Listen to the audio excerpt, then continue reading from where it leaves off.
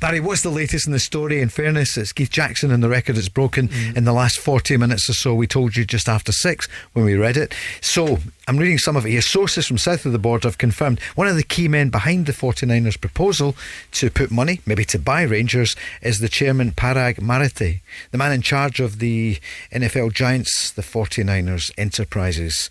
He's executive vice president of football operations in San Francisco, and he was involved in the Elland Road Club, who've got money from. I was reading up on that. They're also, it's been a slow takeover. It's been done in stages at Leeds. So it'll be interesting to see if anything comes for it. I've always says, Paul, that's one thing about the new chairman and the chief exec. They have to bring external investment into the club. It's been clear that that's what's needed, and then hopefully over the coming months that's the case. Will they sell? I mean, you know the shareholders, well, you know them all personally.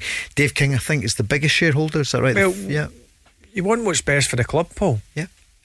And if somebody's coming in and willing to pay what the shares are valued at, or what the shares are worth, then I would imagine that the shareholders would do a deal. If it's not a case of just coming in and buying the shares, these new shareholders, if that's going to be what's happening and they're going to invest more money into the club, that's certainly what's needed. And I'm sure that the Rangers fans, look, I wouldn't get too excited about it just now, but it's good to see that there's obviously things happening in the background. Yeah, Dave King in South Africa, 13% almost. Douglas Park just behind, 12%. George Taylor just over 10%. Stuart Gibson not far behind with John Bennett, the former chairman, and we hope John is doing well. He's around 7%.